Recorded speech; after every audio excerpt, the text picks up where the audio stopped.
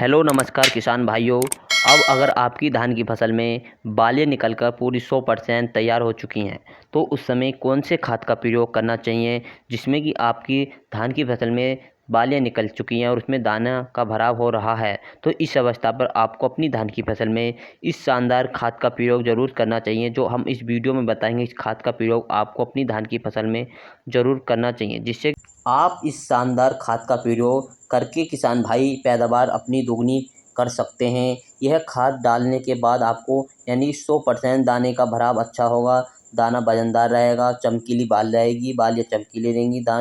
धान का पौधा होगा उसका तना काफ़ी मजबूत तना हो जाएगा और आपकी जो भविष्य में आपकी जो भविष्य में फसल होगी वो गिरेगी नहीं, आगे चल के वो फसल आपकी गिरेगी नहीं, आपकी कति स्वस्थ फसल रहेगी। दाना अच्छा स्वस्थ रहेगा, दाना काला नहीं पड़ेगा, दाने की बालियाँ होंगी चमकदार और खुशहाल रहेंगी, जिससे कि किसान साथियों की आपकी जो बालियाँ होंगी चमकदार होंगी, दाना कति स्वस्थ होगा तो उसका मंडी भाव भी अधिक महंगा जाएगा, सबसे अधिक महंगा जाएगा, जिससे कि किसान साथियों अगर आपकी दाने पर धब्बा बन जाता है तो वो आपका मंडी भाव भी कम हो जाता है। तो इससे किसान साथियों आपको ये हमारे खाद के बारे में हम आपको बताएंगे कि इस खाद को कैसे प्रयोग करना चाहिए और ये खाद आखिर है कौन-सा, जिससे कि बालें निकलने के बाद भी किसान भाइयों शुरुआती अवस्था में तो हम लोगों ने बहुत सारे खादों का उर्वरक का प्रयोग करते हैं पैदावार बढ़ाने के लिए।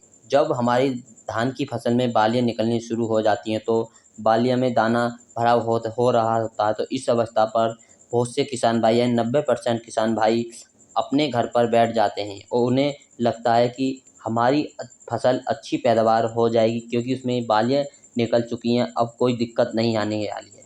तो इसके लिए क्योंकि बालियाँ निकलते समय बहुत से किसान भाई अपनी धान की फसल को भूल जाते हैं और कोई खाद की आवश्यकता पड़ती है तो वो खाद की आवश्यकता पूरी नहीं कर पाते, क्योंकि यह आपको समझ में नहीं आता कि अब बालियाँ निकली हैं, अब कोई खाद की आवश्यकता न होती है।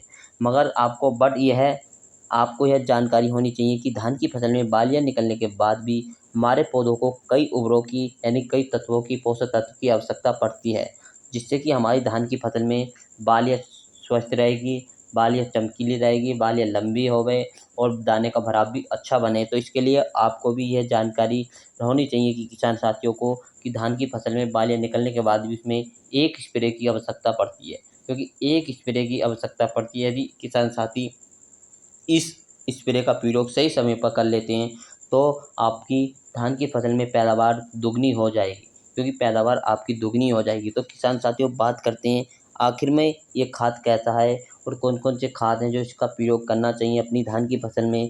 बालियाँ निकलने के बाद भी प्रयोग कर सकते हैं। बालियाँ निकलने के बाद इन पोषक तत्व की पौधों के लिए बहुत ज़्यादा आवश्यकता होती है, क्योंकि धान के पौधे के लिए अन्य पोषक तत्व की आवश्यकता होती है, क्योंकि बालें निकलने के बाद सिर्फ एक पोषक तत्व की आवश्यकता पड़ती है, जिससे कि बालियों का रंग भी सुनहरे रंग का हो जाए, चमकीला हो जाए, वजनदार बालियाँ होएँ, लंबी बालियाँ होएँ, तो तना भी मजबूत हो। तो इसके लिए आपको सबसे पहले जो प्रयोग करना है अपनी धान की फसल के लिए, आपको अपनी धान की फसल के लिए सबसे पहले आपको लाना है एनपीके। एनपीके लाना है। एनपीके कौन-सा लाना है? एनपीके बहुत ज़्यादा एनपीके आते हैं, तो आपको जो लेना है एनपीके 0050 एनपीके लेना है आपको। 0050 एनपीके का प्रयोग करना है। बात करते हैं 0050 की एनपीके में क्या पाया जाता है। 0% नाइट्रोजन, 0% फास्फोरस और 50% पाया जाता है पोटाश। धान की फसल के लिए बालें निकलने के समय या बालें निकली आई हैं तो उसमें पोटाश की बहुत ज़्यादा आवश्यकता पड़ती है, क्योंकि पोटाश की आवश्यकता इसलिए पड़ती है धान की फसल के लिए। कौन सी एनपीके 0050 का क्या फ़ायदा है?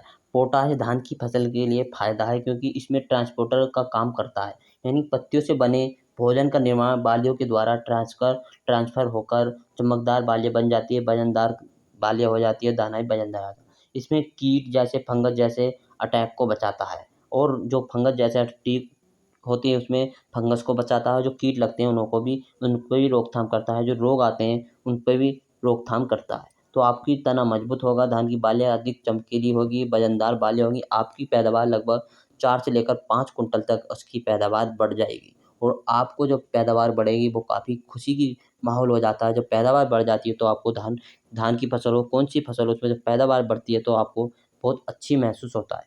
तो किसान साथियों अपनी धान की फसल में पैदावार बढ़ाना चाहते हो तो आपको NPK 0050 का ज़रूर प्रयोग करें। लास्ट समय है, अंतिम समय है, इस समय आप एक स्प्रे की चूक ना करें, एक स्प्रे का ज़रूर फ़ायदा करें, क्योंकि यदि इस स्प्रे का प्रयोग नहीं करेंगे तो आपको पछताना रह जाएगा कि हम काश एक स्प्रे और कर देते तो हमारी पैदावार इतनी निकल जाती।